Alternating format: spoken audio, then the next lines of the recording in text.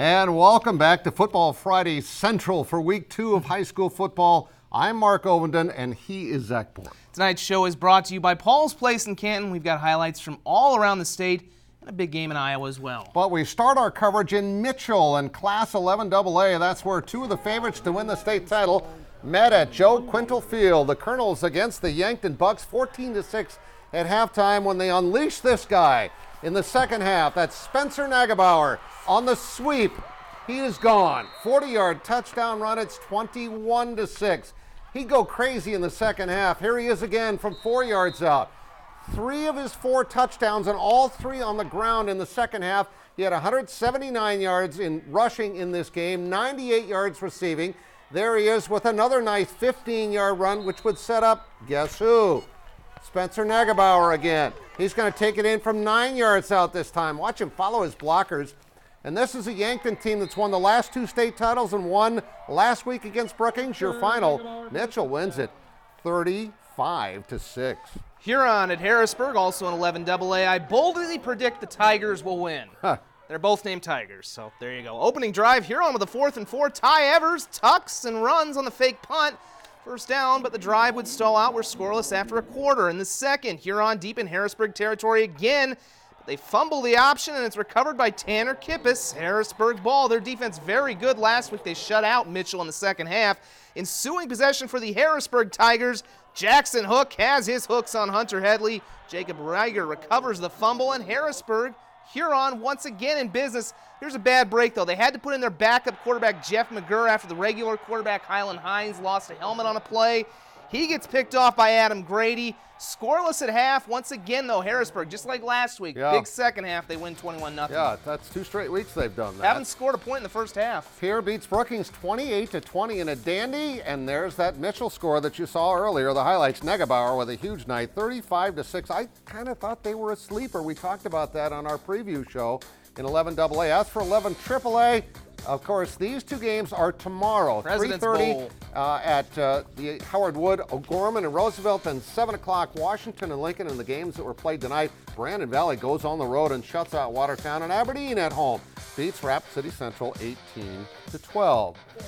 How about this matchup in Madison, where Dakota Valley was looking for another big win in 11A? They beat West Central last week, tried to knock off the defending champion Madison Bulldogs tonight. There's Josh Giles connecting with Jackson Yonke for a touchdown. It's 7-0 in favor of the Bulldogs. Second quarter, Dakota Valley quarterback Luke Schmidt is going to complete a short pass to Chase Hammerstrom for a touchdown, and it's 7-6. Extra point, no good. Third quarter, Madison's Josh Giles. It's been a pretty good couple of weeks for the Giles brothers.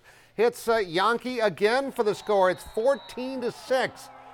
And then later in the third quarter, Riley Yonke with a 1-yard run makes it 21-6. Your final, Madison pulls away to win it 35-13. 2 more teams with 11A title hopes met in Canton tonight. Seahawks hosting perennial power West Central. Trojans offense struggled last week in a 21-6 loss at Dakota Valley. Canton down up 9-7 until Grant Linneman for West Central sneaks it in. And the Trojans go up 14-9, and their defense was salty. Brock Reese comes through and sacks Scott Peterson. Canton is forced to punt. They'd get one more shot at it with a little over 2 minutes to go. Seahawks got to have something happening on this play. Peterson's in trouble, heaves it up, and there's his best friend, Alex DeYoung, for the sliding reception. They're in business inside the 20. Now game on the line, 4th and 6. Peterson back to pass. His pass, after a rollout's going to be tipped. The old tip drill. It comes right to Kobe Moldrum. Nice interception. West Central would grind out the clock and get the win, 14-9. Still seems kind of odd to me to see this guy, Jeff Van Loer, coaching an 11-man football game. He's the all-time winningest 9-man coach in the country. And his Seahawks of Bridgewater, Emery, Ethan moved up to 11-man last year, and they complete a pass on their first play. It looks like they're going to go in to score, but Ryan Sharda lowers the boom, and there's no touchdown there. Now, talk about defense. How about Joel DeHaye? He's pretty happy with that sack. And the quarterback, number 8, Sawyer Prinz, is going to take advantage. Sawyer keeps it himself, and number 8 leans forward, finds Payturf, not Paydirt, Payturf, and it's 6-0. They didn't make the extra point. Watch Tannen Rue. We had some nice plays on the defense tonight. He gets the fumble recovery. But on the other end, when it looks like Sioux Falls Christian's going to go in to score, watch this sack. A double team sack for about a 25-yard loss by Bradley Schultz and Jason Riggs. But late in the second quarter, again, this is not a replay. I shot it from a different angle. You can tell it's a different touchdown. Right up the middle for 8 yards goes Prince. Late in the half, the Seahawks threatening. They throw to the end zone, and it is bobbled and picked off. And that's your final score. 14-0 in favor of Sioux Falls Christian. Remember the Titans? I do. He hosted Lennox tonight, and you're going to remember them if they keep playing like this. I tell you what, Peyton Conrad drops back, goes deep. Ray Williams almost got it, but Adam Heinen catches it. Falls to the ground. T would score on their following drive. A little bit later in the first, it's now 15-0 T. Conrad throws it to Williams. They miss the tackle, and he is off to the races into the end zone, stretching for the pylon. It's 21-0. More from Conrad. He's going to fake it this time. Wyatt Vantel is out there, and he's going to throw it up deep. That's Evan Monkvold coming in and breaking it all the way for a touchdown. One more highlight on a big night from T. They were up 48-0 at half. Conrad doing it all himself. This guy's a player, and watch out for T. They go on to get the victory by a final of 48-7. Keep that video rolling. He ran for 2 touchdowns and threw for 3 touchdowns. I would say that's pretty easy to remember. Yeah. All right, on to 9-man football and 2 very, very good teams, and we had quite a game. Alcester-Hudson hosting Chester. Chester quarterback Jesse Kreithfeld turns it over on the Flyers' first 2 possessions, but makes up for it here with a long run. Look at Jesse go. Puts on the afterburners, uses a little stiff arm right there at the end, setting up a short touchdown plunge by the quarterback, and Chester is off and flying. Speaking of air, Sam Jensen's going to rip this one out for Eli Skoglund from 38 yards, and Alcester-Hudson, the Cubs, are going to take the lead with this touchdown because they get the 2-point conversion. He looks back, there's nobody there. But Chester's ground game was simply too much tonight. Cade Larson, number 12, or number 15, he's going to run it into the corner of the end zone. That makes it 14-8 in favor of the Flyers. And then Hayden Ewald follows that up with a nice touchdown run. That makes it what looked to be a comfortable lead, and Chester would hold on to win a thriller 28-26. In Alexandria tonight, the Hanson Beavers hosting Woonsocket, Wessington Springs, Sanborn Central. I blew that name last week, but I got it this week, so I feel a little better about it. First quarter, John Whitty, always Whitty, 4-yard touchdown run, 6-0. Hanson punting on their next possession. Logan Walter gets a hand on the kick, and guess who's there? Whitty. Whitty gets on it and takes it 15 yards. He would punch it in for his second score of the game not long after that, and they're up by 2 touchdowns. Move to the second quarter. 4th down for the Blackhawks. Trent Kingsbury going long and finding Garrett Dean. It's 20-0 Blackhawks.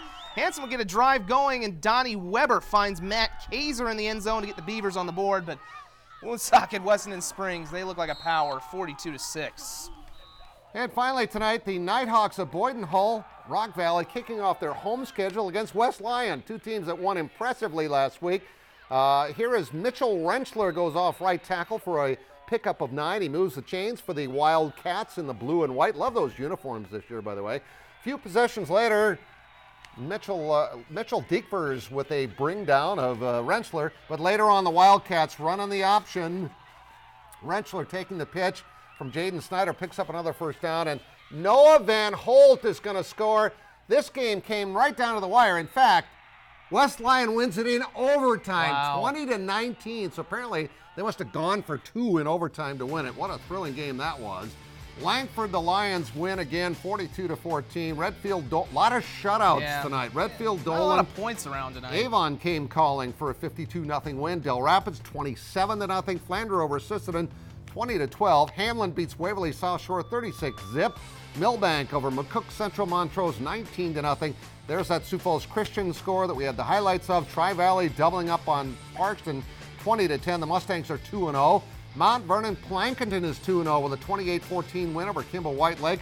Oldham Ramona Rutland wins by 40 over Del Rapids St. Mary.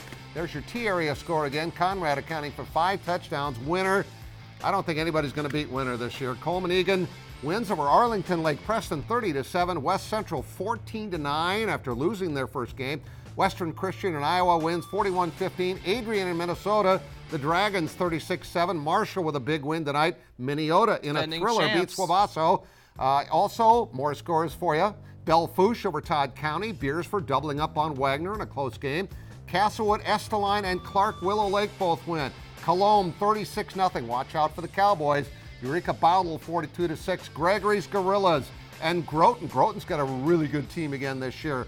Lee Deadwood over Jones County. White River. Dual blanking Florence Henry. Madison, there's that was 35-13, my bad. Loyola Frederick 44-0. Sully Buttes and Sunshine Bible both win tonight. Wolsey Washington 56-6. There's another team that appears headed for possibly a spot in the Dome. Parker outscored Howard tonight 56-30. And I am out of breath. 33-8, Irene Wakanda wins. And don't forget again tomorrow night, President's Bowl doubleheader, 3:30 O'Gorman and Roosevelt, 7 o'clock Lincoln and Washington. Lots of college too. We'll be right back.